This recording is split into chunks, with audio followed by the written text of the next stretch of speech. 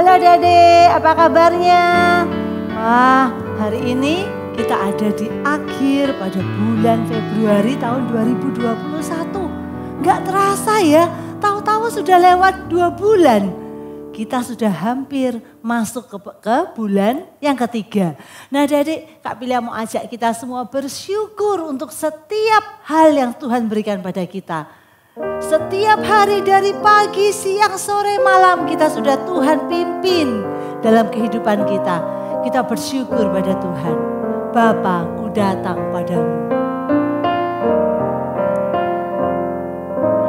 Bapa, ku datang padamu, naikkan ucapan syukur atas kasih anugerah-Mu yang indah setiap hari. Sekali lagi kita nyanyikan. Bapa-Ku datang padamu, naikkan ucapan syukur atas kasih anugerah-Mu yang indah setiap hari. Pagi hari, siang hari, sore dan malam hari, tak habisnya mengucap syukur atas kebaikan-Mu. Sekali lagi kita bersyukur pada Tuhan. Bapa-Ku datang padamu, naikkan ucapan syukur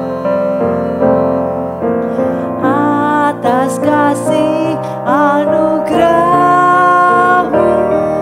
yang indah setiap hari. Pagi hari, siang hari, sore dan malam hari, tak habisnya mengucap syukur atas kebaikan-Mu. Kita berdoa bersyukur pada Tuhan. Sungguh Tuhan, kami bersyukur untuk hidup kami.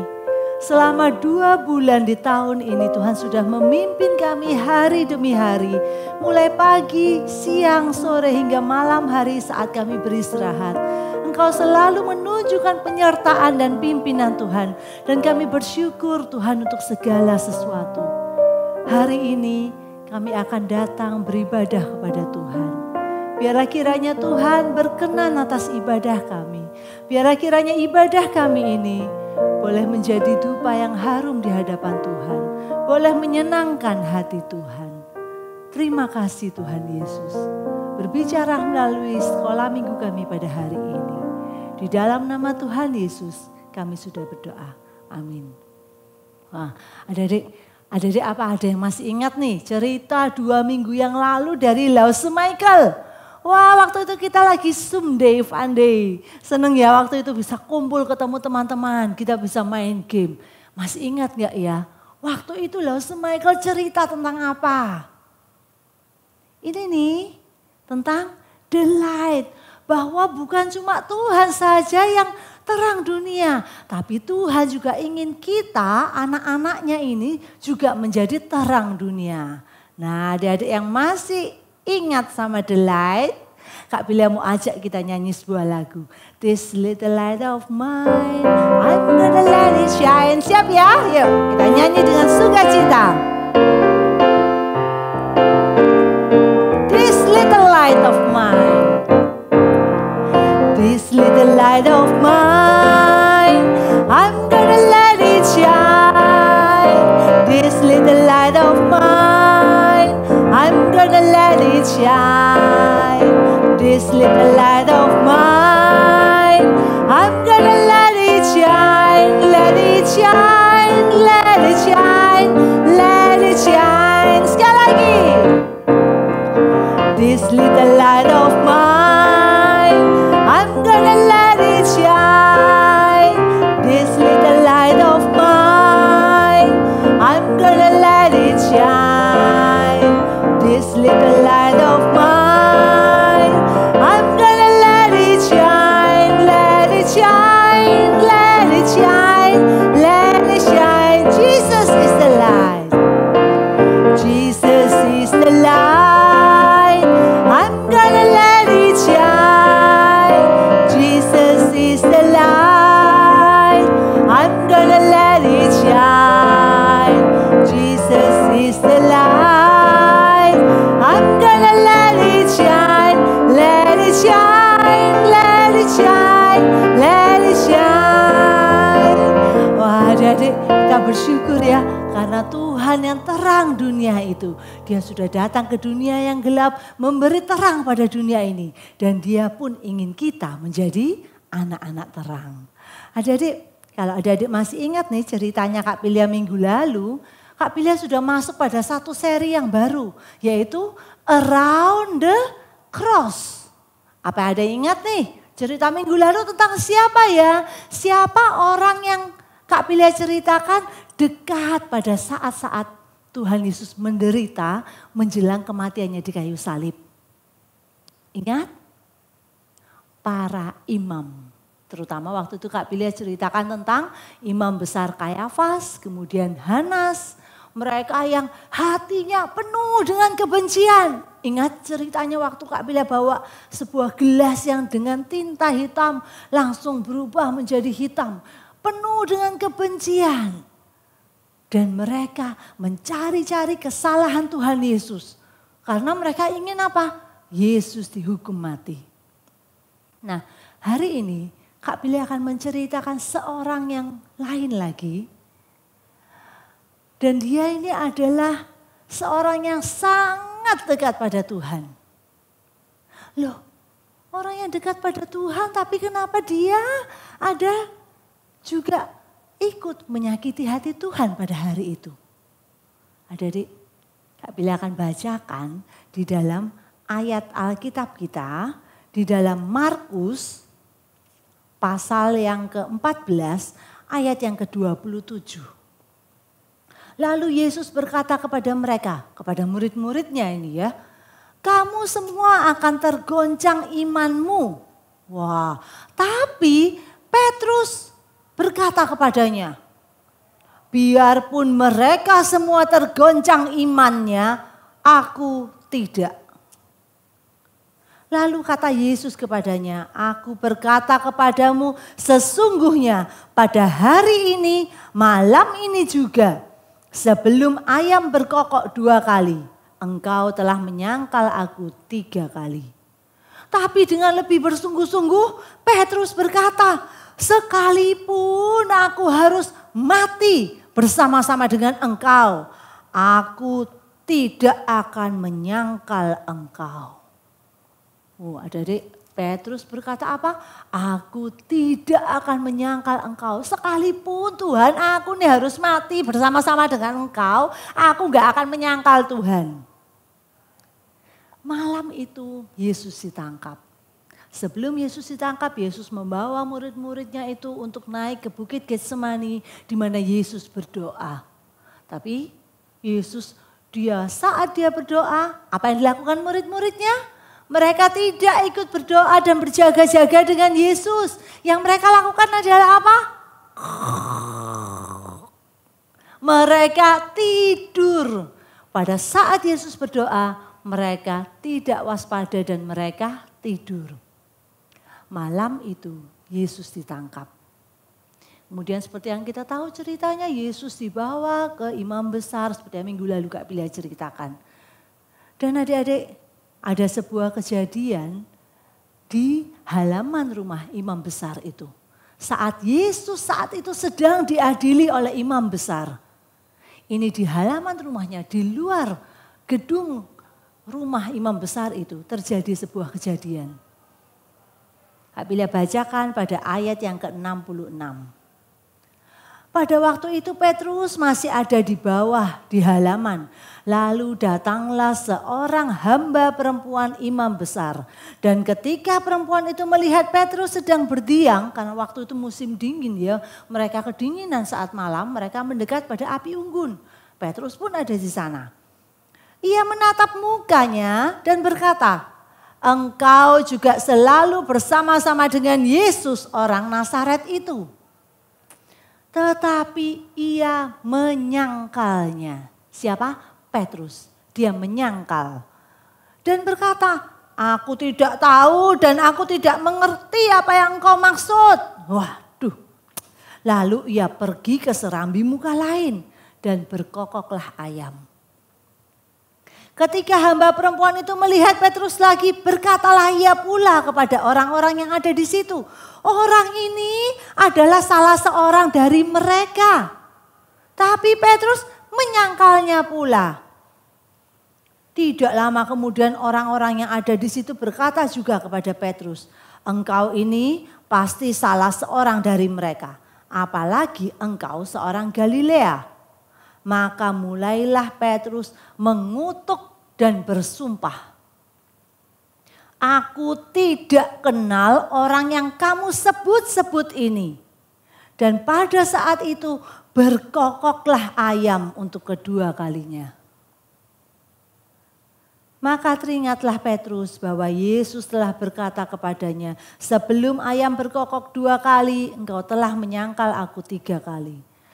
Lalu menangislah ia terseduh-seduh. Adik-adik, Petrus bukan hanya menyangkal. Saat itu Petrus bukan hanya bilang, "Aku enggak kenal dia, aku enggak ngerti apa yang kamu maksud, aku enggak tahu kamu bicara apa." Tapi dia pun mengutuk dan bersumpah. Bayangkan, padahal dia lupa bahwa Yesus sudah pernah bilang itu, "Kamu akan menyangkal aku." Dia bilang apa dengan sombongnya? "Aku tidak akan menyangkal engkau. Meskipun yang lain melakukannya, tapi aku akan selalu bersama Tuhan. Bahkan aku akan mati bersama-sama Tuhan." Tapi saat itu Petrus, dia tidak waspada. Ingat kan? Tadinya dia tidak berdoa, sehingga saat itu dia kehilangan kewaspadaannya. Adik-adik, Petrus menyesali kegagalannya. Dia bertobat. Untungnya dia bertobat. Dia tidak seperti Yudas Iskariot yang akhirnya bunuh diri. Petrus bertobat dan Tuhan Yesus memulihkan dia. Adik-adik, jangan terlalu percaya diri. Mungkin kita bisa bilang, "Enggak mungkin aku melakukannya, enggak mungkin aku jatuh dalam dosa, enggak mungkin aku melakukan hal-hal yang jelek, apalagi kalau aku meninggalkan Tuhan Yesus." Enggak mungkin. Kita mungkin bisa melakukan itu saat kita dalam keadaan baik-baik saja, saat tidak ada tekanan, saat semuanya ini berjalan seperti sesuatu yang baik. Kita tidak dihadapkan pada kesulitan atau ancaman. Tapi bayangkan saat kita dalam kondisi seperti Petrus. Kak Pilia kalau pikir ya, mungkin kalau Kak Pilia dalam kondisi seperti Petrus pun. Mungkin kalau kita tidak sadar diri, kita tidak terus dekat sama Tuhan, berdoa terus sama Tuhan. Mungkin kita pun akan bisa melakukan hal yang sama. Kamu kan orang yang percaya Yesus kan? Kalau aku bilang aku percaya Yesus, aku ikut dihukum kayak Yesus. Enggak, bukan. Aku enggak percaya Yesus. Kamu murid Yesus kan? Kalau bilang murid Yesus, nanti aku ikut-ikutan menerima hukuman kayak Yesus. Enggak, aku bukan murid Yesus, aku tidak kenal Yesus, aku tidak percaya Yesus. Kemungkinan kita pun saat kita lengah, saat kita tidak waspada, kita pun bisa jatuh dalam dosa yang sama. Kita ini adalah minoritas dalam kehidupan kita sehari-hari. Orang-orang di sekeliling kita mungkin banyak yang tidak mengenal Yesus. Mungkin orang-orang di sekeliling kita banyak yang tidak percaya Yesus. Mungkin banyak orang-orang, bahkan mungkin keluarga kita sendiri pun yang tidak mau mengikuti Yesus. Tapi adik-adik, sebagai orang-orang yang minoritas seperti kita ini, iman kita dipertaruhkan. Saat kita mengalami kesulitan, saat kita mengalami masalah, saat ada penderitaan, saat ada ancaman itu, iman kita dipertaruhkan. Bisa enggak kita tetap bilang, aku anak Tuhan. Apapun yang terjadi, aku tetap percaya Tuhan. Bagaimana caranya? Bagaimana biar kita ini bisa bilang, Tuhan, apapun yang terjadi benar-benar aku tidak akan menyangkali Tuhan. Dengan setiap hari membaca firman Tuhan. Setiap hari kita dekat dengan Tuhan. Berdoa pada Tuhan. Kita mengagumi Tuhan Yesus. Dan dengan itu maka kita akan bisa tahu karya-karya Tuhan yang luar biasa dalam hidup kita. Dan dalam Alkitab, dalam firman Tuhan ini. Dan saat kita mengagumi karya Tuhan, maka kita pun bisa berdiri dengan bangga. Bilang apa? Aku orang Kristen, aku anak Tuhan, aku orang yang percaya pada Tuhan. Aku bangga menjadi murid Tuhan. Aku bangga menjadi anak Tuhan. Dan kita tidak menyangkali Tuhan Yesus. Ada sebuah cerita di Cina. Ya, Cina itu adalah partai komunis ya, sebuah negara yang komunis. Di situ mereka tidak percaya pada Tuhan. Mereka adalah orang-orang ateis. Tahu ateis? Orang yang tidak percaya pada Tuhan. Bahkan agama itu dilarang di Cina. Terutama agama Kristen sangat dilarang di Cina.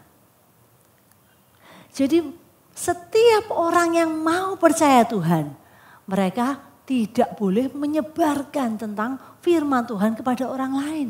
Mereka tidak boleh mengajak orang lain, ayo percaya Tuhan, ceritakan firman Tuhan kepada orang lain. Itu sangat dilarang. Dan kalau ketahuan, hukumannya mereka akan dipenjara.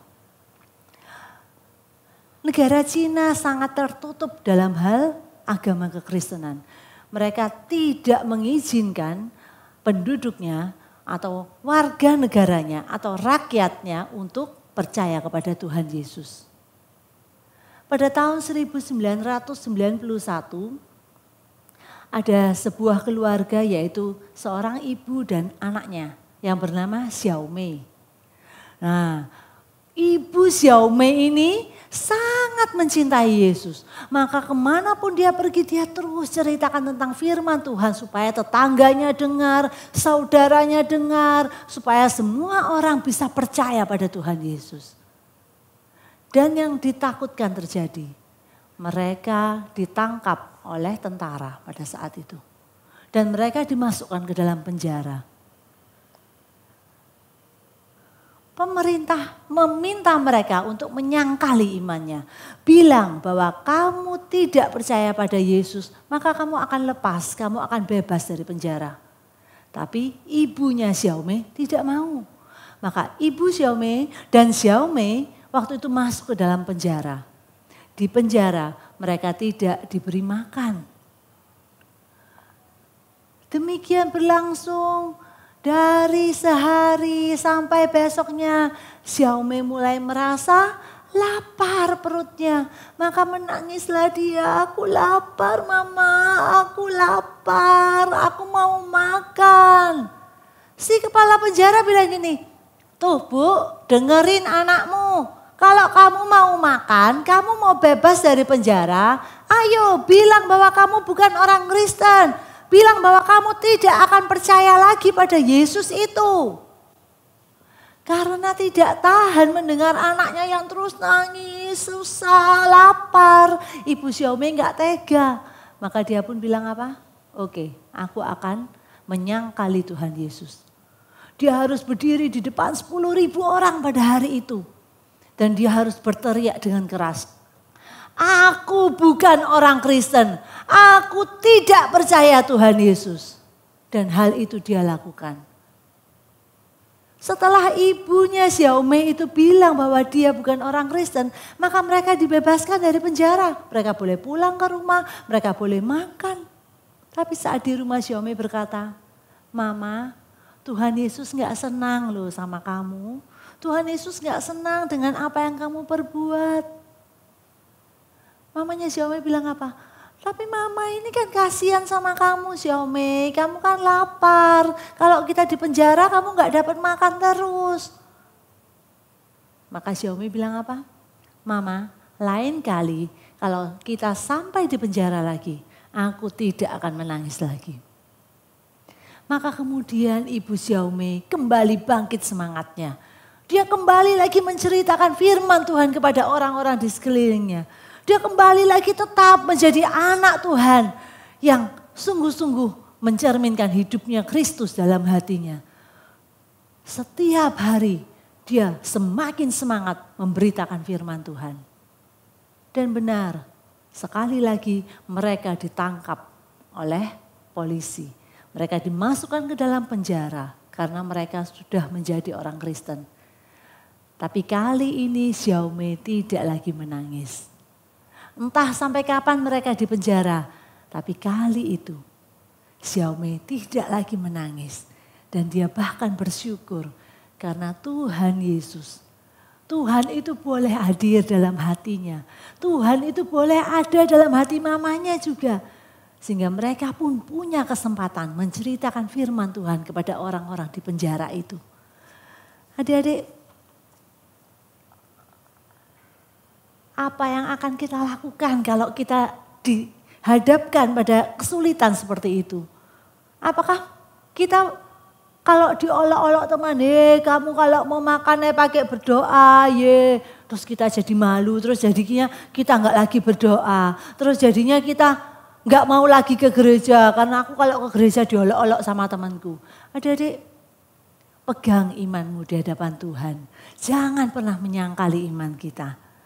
Ya, jangan sampai kita melakukan hal yang sama seperti mamanya Xiaomei. Jangan sampai kita melakukan hal yang sama seperti Petrus.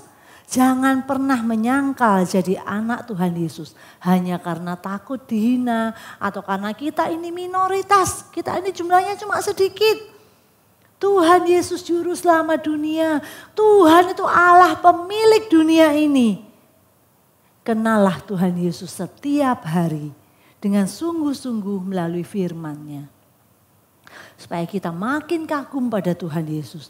Dan kita pun boleh bangga mengakuinya di depan siapapun.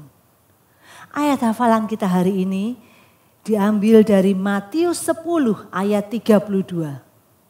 Matius 10 ayat 32. Ini ayat yang sangat cocok untuk cerita pada hari ini. Matius 10 ayat 32. Setiap orang yang mengakui aku di depan manusia, aku juga akan mengakuinya di depan Bapa-Ku yang di surga. Ini adalah kata-kata Tuhan Yesus sendiri. Setiap orang yang mengakui aku di depan manusia, aku juga akan mengakuinya di depan Bapa-Ku yang di surga. Adik-adik, Tuhan bukan hanya hidup dalam hati kita, tapi juga dalam keseharian kehidupan kita. Juga kita tunjukkan pada orang lain, aku ini anak Tuhan. Aku ini orang Kristen yang percaya pada Tuhan Yesus. Maka Tuhan pun mengakui kita di hadapan Bapa yang di surga. Kita berikan persembahan kita yang terbaik bagi Tuhan. Kita berikan bejana untuk Tuhan. Kak Bila mau ajak kita nyanyi lagu Setia-setialah, setialah sampai mati. Seperti Tuhan Yesus setia sampai mati.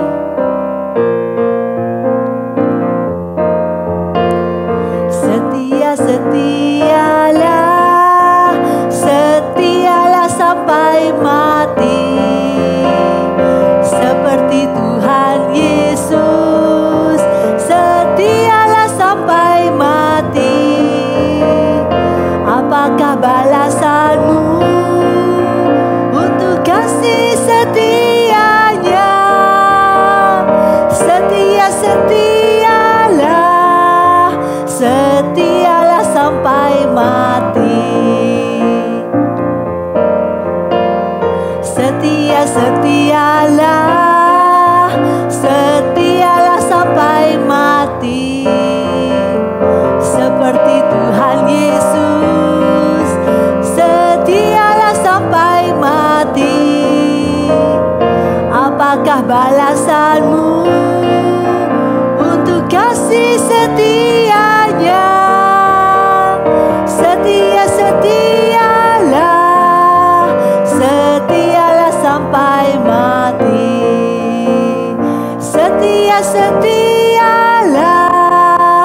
Setialah sampai mati. Kita berdoa. Tuhan Yesus, sungguh kami ingin menjadi anak-anak Tuhan yang setia pada Tuhan. Setia sampai kami mati. Setia seperti Tuhan Yesus yang bahkan mati disalib untuk kami. Tuhan, tolonglah kami Tuhan di tengah-tengah ancaman, di tengah-tengah kesulitan yang mungkin kami hadapi, di tengah-tengah apapun yang tidak enak yang kami hadapi. Tolong kami, ajarkan kami tetap setia pada Tuhan. Supaya Tuhan sendiri yang berkenan atas hidup kami. Terima kasih Tuhan Yesus. Sungguh kami bersyukur untuk firman Tuhan. Kami bersyukur untuk Tuhan Yesus yang juga sudah boleh hadir dalam hati kami. Biarlah kami boleh semakin hari semakin mencintai Tuhan. Kami boleh bangga menjadi anak Tuhan. Terima kasih Tuhan Yesus. Terima kasih untuk semuanya. Di dalam nama Tuhan Yesus kami sudah berdoa. Amin. Adik-adik, ibadah kita sudah selesai. Sampai ketemu minggu depan ya. Jangan lupa, tetap ingat. Stay safe, stay healthy, stay at home. Don't forget to keep praying. And God bless you all. Bye-bye.